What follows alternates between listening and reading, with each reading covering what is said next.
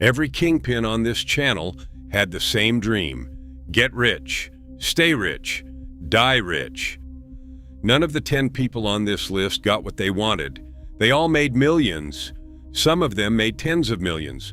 One of them made $1 million a day, and every single one of them ended up with nothing. Not prison, not death, nothing. That's worse than both. This is number 10 to number 1. And the man at number 1 had the world calling him Mr. Untouchable until the world forgot he existed.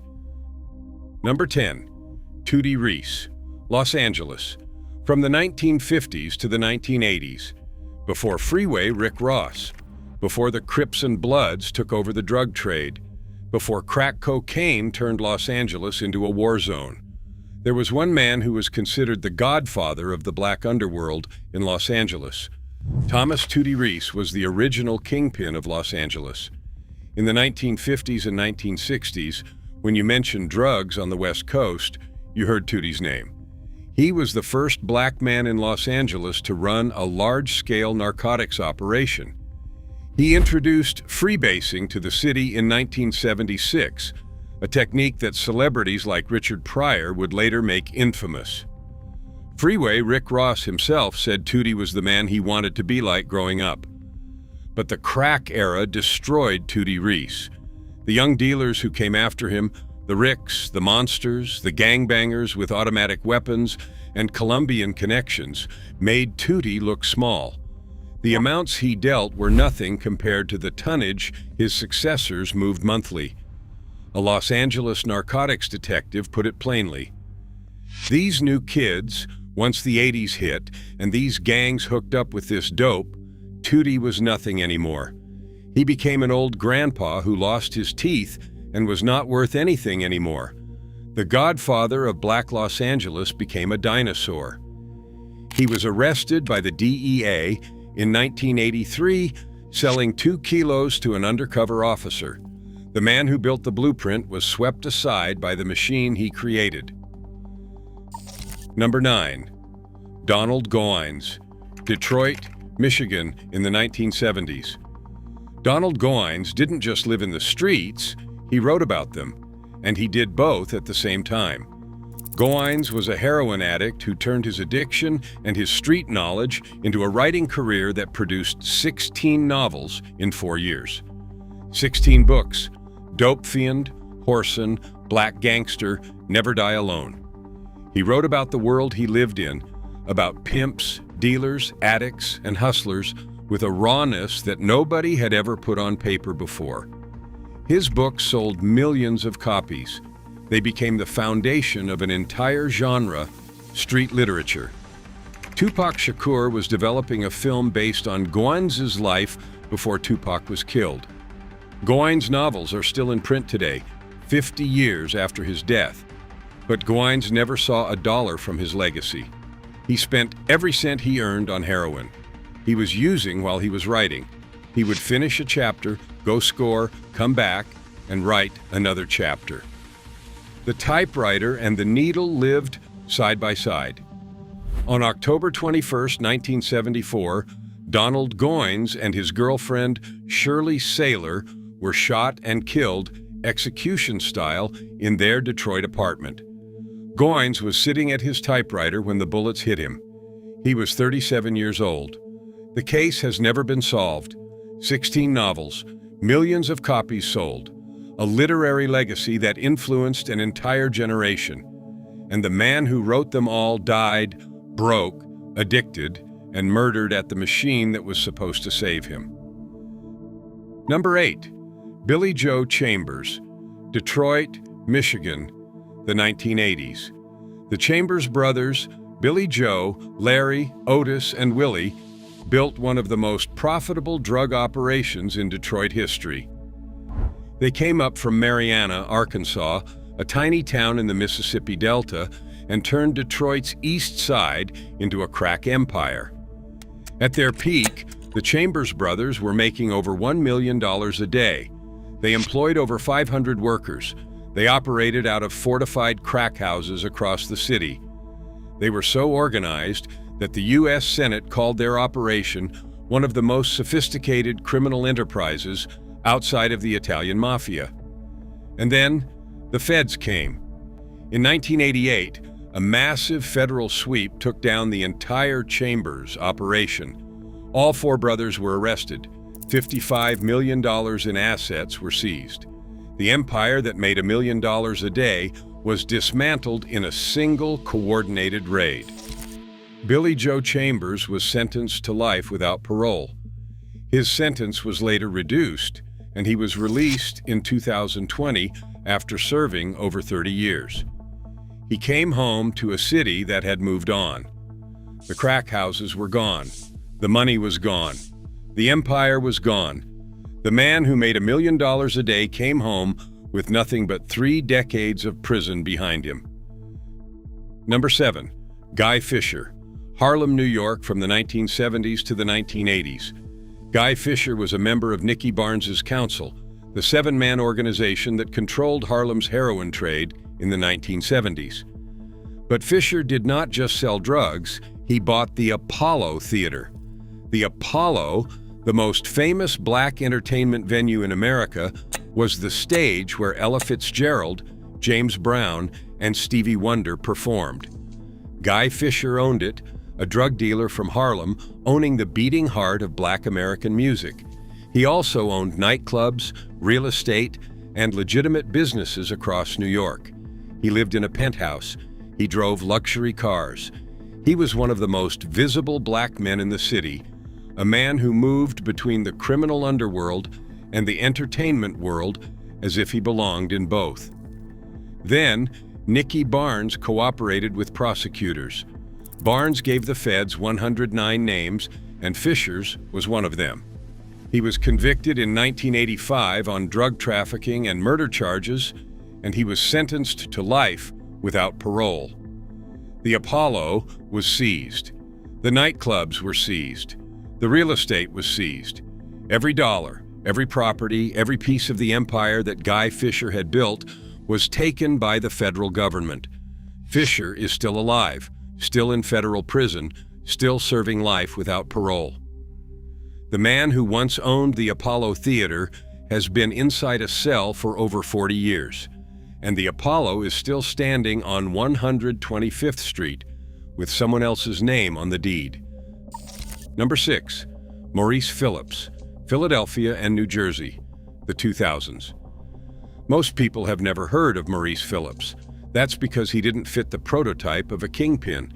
He was handsome, college-educated, soft-spoken, and dressed more like a Wall Street broker than a drug dealer. His style was taste and sophistication, not flash and glitter. But beneath the GQ wardrobe was a cocaine distribution network that stretched from Mexico to New York.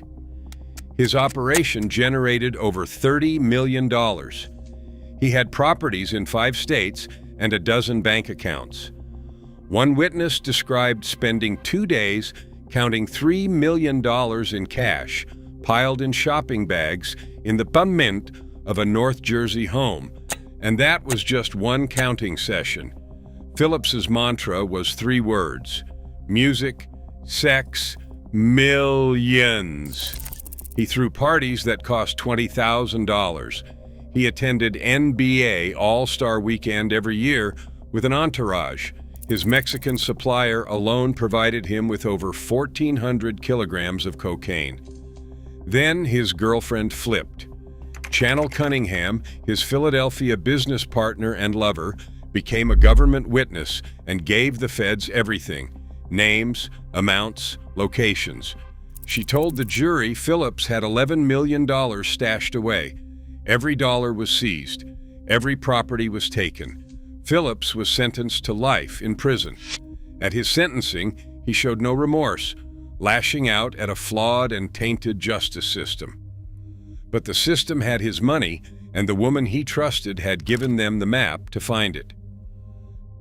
Number 5, Craig Petties, Memphis, Tennessee, the 2000s. Craig Petties grew up in a tiny brick house in the Riverview neighborhood of South Memphis that his mother bought for $17,000. She made $15,000 a year working for the school system. His half-brother, Paul Beauregard, would later become famous as DJ Paul of 3-6 Mafia. But Craig did not take the music route. He took the other one.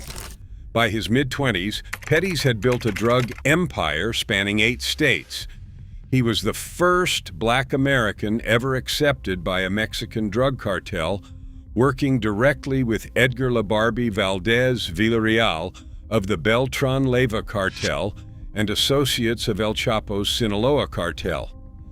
The DEA said he was the biggest drug trafficker in America at one point. When the feds indicted him, Petties fled to Mexico.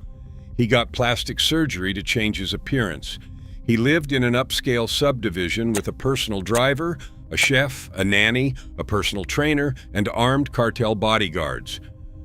A corrupt employee at the U.S. Embassy in Mexico City was leaking information to the cartel to keep him hidden.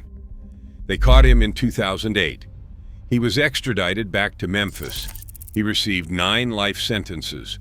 The judge said Petties had committed more serious crimes than anyone he had ever sentenced in the Western District of Tennessee. When prosecutors offered witness protection, Petties said 5 words that told you everything about how far he had fallen. "Wherever you put me, they'll kill me." From a $17,000 house to a cartel mansion to a federal prison cell for the rest of his life. DJ Paul won Grammy Awards. His brother got 9 life sentences. Number 4. Freeway Ricky Ross. Los Angeles, the 1980s. At his peak, Freeway Ricky Ross was moving $2 to $3 million worth of cocaine per day. His operation supplied dealers across the entire country.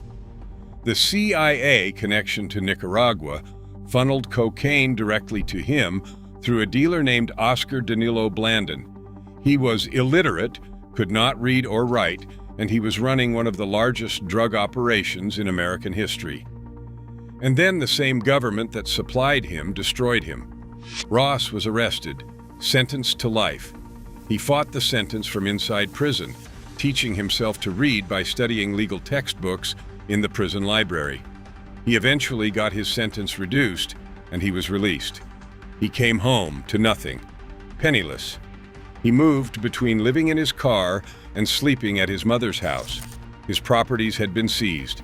His bank accounts had been emptied. The people who once lined up to get close to him would not return his calls. Every dollar he had ever made was gone, siphoned into lawyers' fees and government seizures. And then the final insult.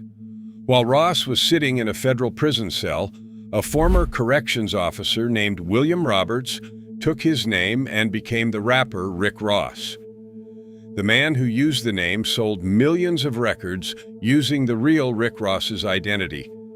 The real Ross sued for $10 million. The case was dismissed. He lost his money. He lost his freedom. He lost his name. The man who sold $3 million a day came home with nothing, not even the right to be called Rick Ross. Number 3, Rayful Edmond, Washington, D.C., the 1980s to 2024.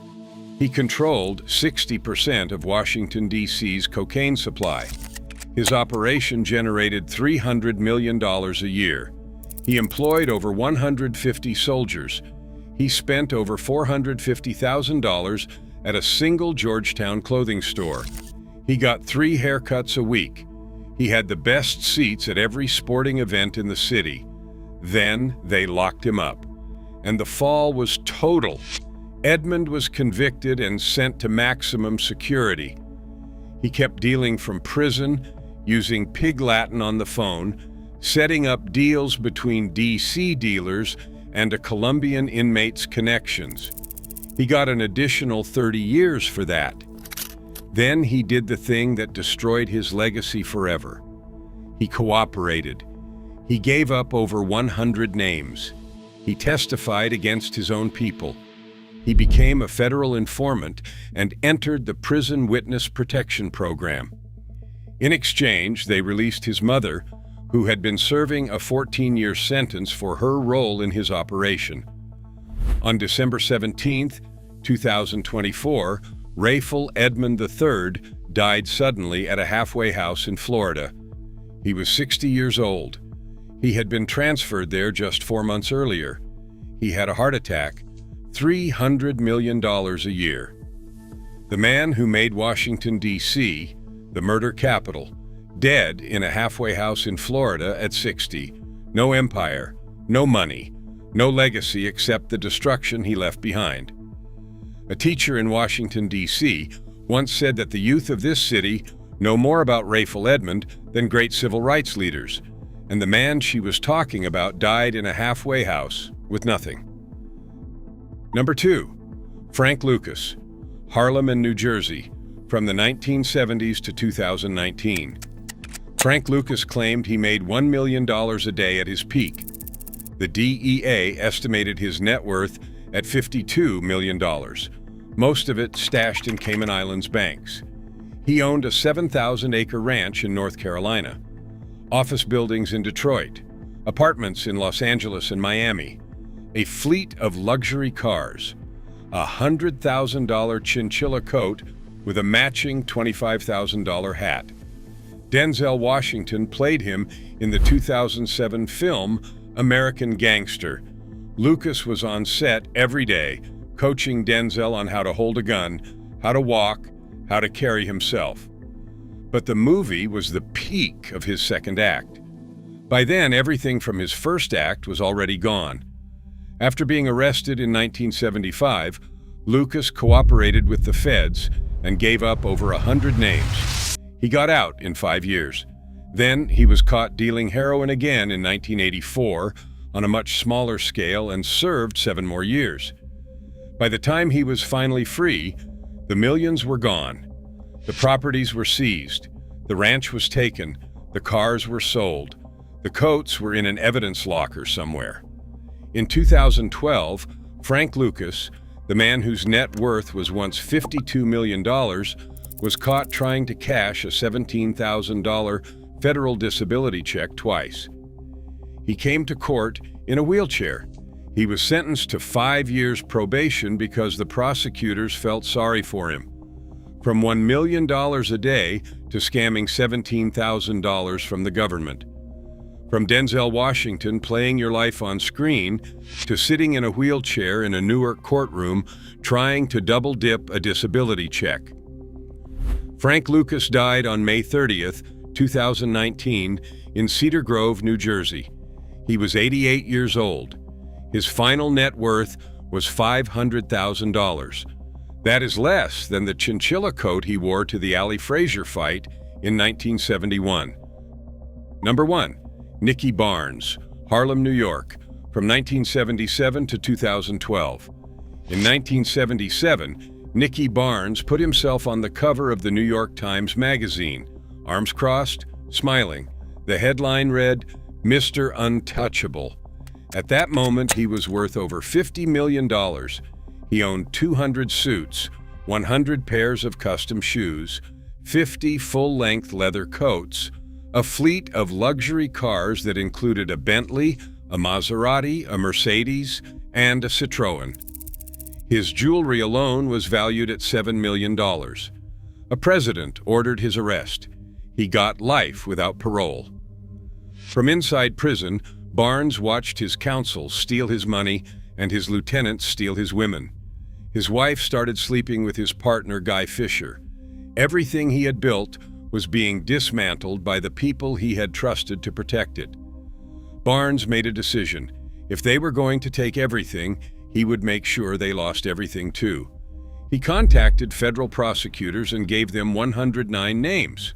His wife, his council members, his dealers, his enforcers, 50 murder and drug cases. In exchange, the government released him in 1998. He entered the Witness Protection Program. He was given a new name, a new city, a new life. He worked a 40-hour-a-week job. He lived within his paycheck. He became a grandfather. And he said something in a 2007 interview that should haunt every kingpin who ever lived. "I miss it. There was glamour, money, influence, attractive women. I didn't have financial concerns, and I do have them now." Financial concerns. The man who wore $7 million in jewelry was worried about paying his bills. Nicky Barnes died of cancer in 2012. But the world did not find out until 2019, 7 years later, because his identity was so deeply buried in witness protection that there was no death record under the name Leroy Nicholas Barnes. No funeral, no obituary, no memorial. No one came to mourn him because no one knew where to go. His daughter confirmed his death in an email. My sister and I have kept his passing private and have not released it publicly. It still remains a sensitive topic given all that occurred. Our dad was very private, and we wanted to respect that. Mr. Untouchable died as Mr. Nobody. The man who dared a president. The man on the magazine cover. The man with $50 million and a closet that could fill a department store. He died under a fake name in an unknown city after decades of working a regular job and worrying about his bills. No funeral, no flowers, no motorcade, no Rolls Royces, just silence. 7 years of silence before the world even knew he was gone. That is why he is number one. Not because he fell the hardest, but because he disappeared the most completely. From the cover of a magazine to a death certificate with the wrong name on it. From Mr. Untouchable to Mr. Forgotten. Every kingpin on this list made millions. Every one of them believed the money would last forever. And every one of them learned the same lesson in the end. The money always leaves before you do.